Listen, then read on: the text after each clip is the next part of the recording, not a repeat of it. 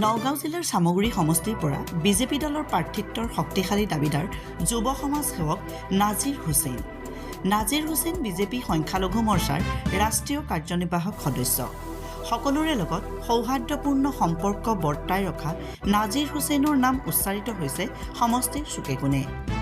আজি হৈবৰগাঁও প্ৰেছ ক্লাবৰ সাংবাদিকৰে হোৱা নৱবৰ্ষৰ অন্তৰংগ আলাপত সামগুৰি সমষ্টিৰ সৰবৰাহী যুৱ নেতা নাজিৰ হুছেইনে এইদৰে ব্যক্ত কৰিছে তেওঁৰ মনৰ ভাৱ। নিউজ ডেস্ক ৰিপৰ্ট, বতৰটোবা লাইভ। দুয়োজন শক্তিশালী নেতা, এজন কেন্দ্ৰত আছে, এজন ৰাজ্যত আছে। আপুনি জানে কেন্দ্ৰটো যিজন শক্তিশালী কেবিনেট মিনিষ্টাৰৰ ভিতৰত টপত আছে আৰু অসমৰ ভিতৰত এইজন মুখ্যমন্ত্ৰী বৰ্তমান অসমত একদম ভাল এটা টপত আছে, হয় নহয়? গোটেই অসমত মানে গোটেই ভাৰতবৰ্ষৰ ভিতৰত তেখেত এটা টপত আছে। তেখেত অল ইণ্ডিয়াত হেৰিয়াত টপত আছে, কেন্দ্ৰীয় মন্ত্ৰী ইয়াত আছে, মুখ্যমন্ত্ৰী হিচাপে অল ইণ্ডিয়াত টপত আছে, হয় নহয়? গতিকে দুয়োজনে ভাল নেতা। প্ৰথমে মই হৈবৰগাঁও প্ৰেছ ক্লাবৰ সমূহ সদস্যক নতুন বছৰৰ শুভেচ্ছা জনালোঁ। তেখেতক নতুন বছৰটো সুখময় হওক আৰু মনে বিচৰা ধৰণে ৰাইজৰ সমস্যাবিলাক মানে দাঙি ধৰাত সুবিধা হওক, তাৰে কামনা কৰিছোঁ। এতিয়া আপুনি কৈছে যে বিজেপি মানে চৰকাৰৰ কথাটো কৈছে যে এতিয়া চাওক, আমাৰ চৰকাৰখন যোৱা 10টা বছৰে অসমত ৰাইজৰ সেৱাৰ্থে কাম কৰি আহিছে আৰু যোৱা 10টা বছৰে যিখিনি পৰিৱৰ্তন দেখা পাইছে, গতিকে সেই পৰিৱৰ্তনৰ ওপৰত লক্ষ্য কৰি ৰাইজে এইবাৰ বুলি কথা নহয়, অহা আৰু 10টা বছৰে যে অসমত বিজেপি চৰকাৰ হ'ব সেইটো খাটাং হৈছে আৰু নিশ্চিত হৈছে। আপুনি ঘৰে ঘৰে যাওক, সৰুৰ পৰা ডাঙৰলৈকে আমাৰ চৰকাৰখনৰ আঁচনি সামৰি লৈছে।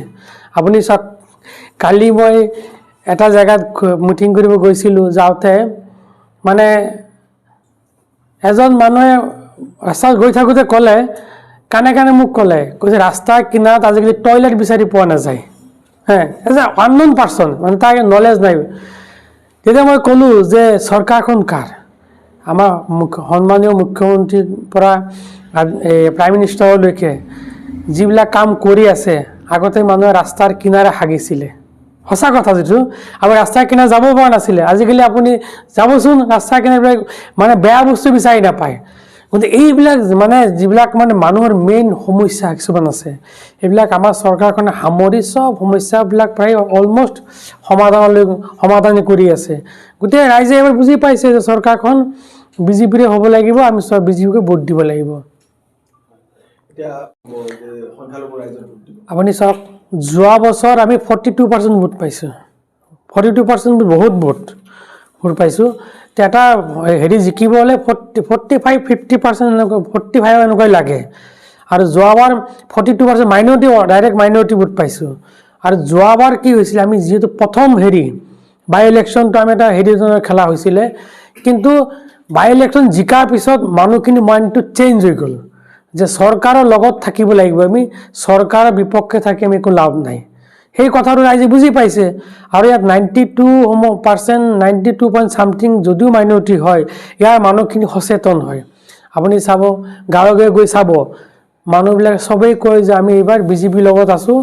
আৰু বিজেপিৰ যিবিলাক আঁচনি দিছে, আপুনি দেখিছে যিবিলাক আঁচনি দিছে, আপোনাৰ অৰুণোদয় এতিয়া 5,000 পৰা 8,000 টোটেল হৈ গ'ল। তাৰপিছত নিযুত মইনা দিলে, এতিয়া বাবু আঁচনি আহি আছে, লাখপতি দিদি যিটো আহিলে, আৰু কিমান ইণ্ডাষ্ট্ৰিয়েল লোন ছাবচিডি দি আছে। গতিকে এই চৰকাৰখনে যিবিলাক কাম কৰি আছে, ৰাইজ মানে জনসাধাৰণ সন্তুষ্ট। গতিকে এইবাৰ সেই সন্তুষ্ট মানে কি, চৰকাৰক ছাপোৰ্ট কৰা, দলক ছাপোৰ্ট কৰা। গতিকে এইবাৰ ৰাইজে বিজেপিক ভোট দিবই, আৰু চামাগুৰিৰ পৰা আপোনাৰ বিজেপিৰ এজন বিধায়ক জয়ী হ'ব। যদি সকলো দলসমূহ একলগ হৈ যায়, বিজেপিয়ে পৰাস্ত কৰিব পাৰিব ন?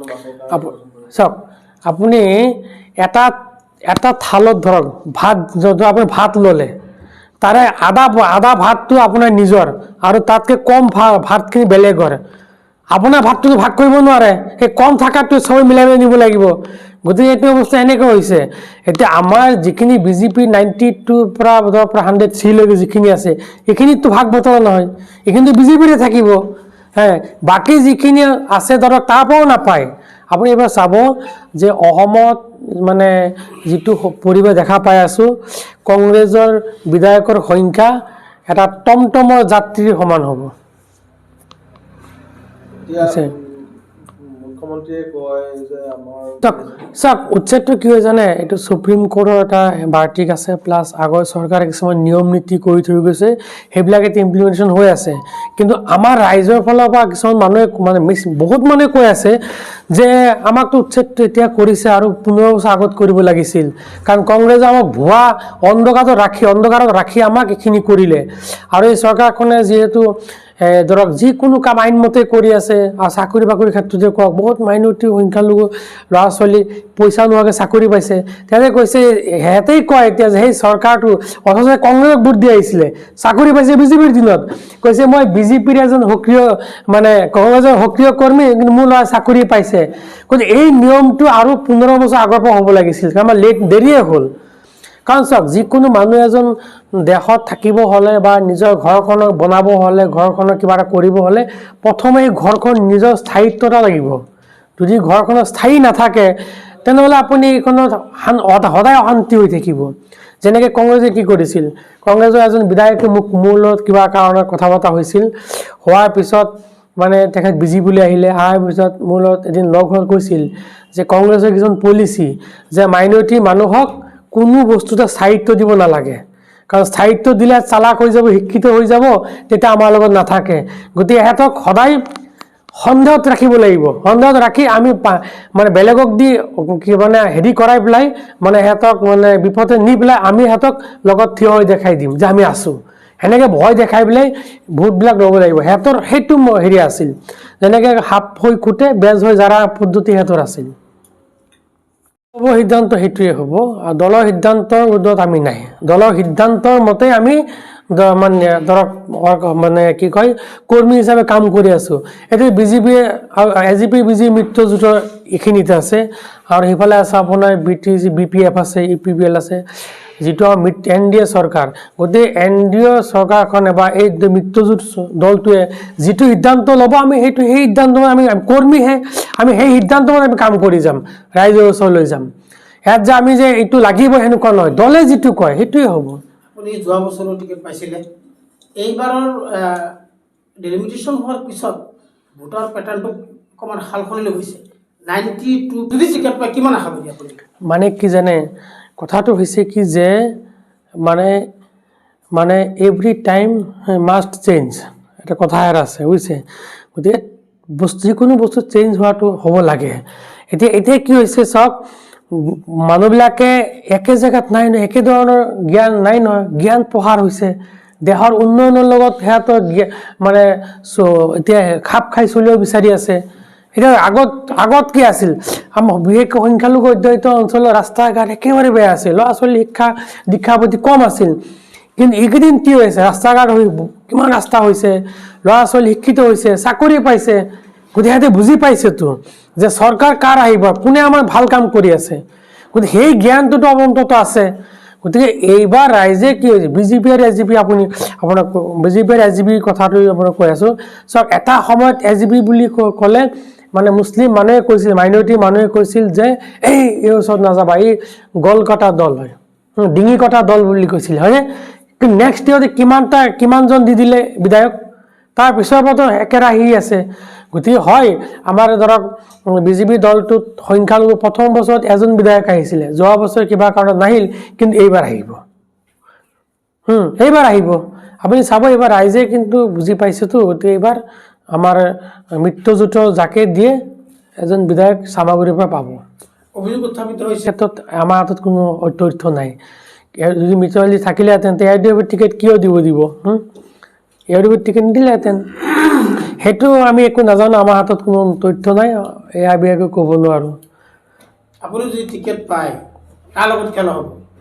চাওক, আমি সচৰাচৰ কি হয় মাইনৰিটি অঞ্চলবিলাকত কি হয় মানে কংগ্ৰেছৰ লগত সচৰাচৰ হেৰিটো হয় কিন্তু কেনেকুৱা হৈ যাব আছে কংগ্ৰেছ ফেক্টৰ নহ'ব পাৰে কাৰণ আপোনালোকে জানে ৰূপহীত শ্বৰীফা বেগম মিনিষ্টাৰ আছিলে নেক্সট ইয়াৰত কংগ্ৰেছৰ হেৰি হৈছিল পিছত নেক্সট বাৰ যেতিয়া সাধাৰণ হেৰি নিৰ্বাচন হ'ল এছেম্বলি বিধানসভা নিৰ্বাচন হ'ল তেখেতে 13,000 ভোট পাইছিলে এনেকুৱা হৈ যাব আছে চামাগুৰিতো কংগ্ৰেছ 13,000 ভোট পাব মাত্ৰ বেছি নাপায় তাতকৈ বেলেগে অলপ বেছি পাই যাব পাৰে বুজিছে কাৰণ মানুহে কংগ্ৰেছৰ প্ৰতি মোহ ভংগ সম্পূৰ্ণৰূপে হৈছে 2026 যদি বিজেপিৰ পৰা দলৰ সিদ্ধান্ত এইবিলাক ইমান ডাঙৰ সিদ্ধান্ত আমি আৰু এজন সক্ৰিয় কৰ্মী হিচাপে সেইবিলাক দলে সিদ্ধান্ত ল'ব সেইবিলাক আমাৰ একো ক'বলগীয়া নাই আপুনি এজন ৰাষ্ট্ৰীয় পৰ্যায়ৰ নেতা হিচাপে গৌৰৱ গগৈ আৰু ডক্টৰ হিমন্ত বিশ্ব শৰ্মা কাক আপুনি সমৰ্থন কৰিব কি হিচাপত কৰিব যুক্তি আপুনি চাওক ক'ত আমাৰ হিমন্ত বিশ্ব শৰ্মা ক'ত গৌৰৱ গগৈ হে ক'ত কৈছে এইটো আপুনি হিমন্ত শৰ্মা আপুনি মামা মামা নামটো আমি এনে পোৱা নাই মামা চবতকৈ মৰমীয়াল মামাই চবকে মামাই সদায় কাক মৰম কৰে ভাগিনক মৰম কৰে আৰু এনেকুৱা এটা সম্পৰ্ক হৈছে কিয় হৈছে আপুনি কওক কোনটো মানে ডেভেলপ তেখেতে কৰা নাই কোনটো কৰা নাই কওকচোন এই যোৱা 10টা বছৰে যে বিজেপি গভৰ্ণমেণ্টে কাম কৰি আছে কওকচোন তেতিয়াৰ পৰা চিফ মুখ্যমন্ত্ৰী বা আদি এতিয়ালৈকে তেখেত মুখ্যমন্ত্ৰী ক'ত কি কৰা নাই কাম কাকো বিমুখ কৰা নাই তেখেতৰ অন্তৰটো ইমানে ভাল এতিয়া যদি আমি আমাৰ সংখ্যালঘু মানুহবিলাকে ওপৰত চলি থাকে কৈছে মামা এইটো কয় সেইটো কয় মামাই অৰিজিনেলি কৈছে কি সেইটো শুনিব লাগে আৰু সেইমতে মামাৰ লগত আমি যাওঁ তেতিয়া কিবা এটা আমি পাম এতিয়া মামাৰ ওচৰতে নাযাওঁ মামাক ভোটেই নিদিওঁ তেতিয়া আমি ইয়াত বহি যে গালি পাৰি থাকোঁ বেয়া পাই থাকোঁ হ'ব নেকি নহ'ব নহয় সৰ্বানন্দ সোণোৱাল আৰু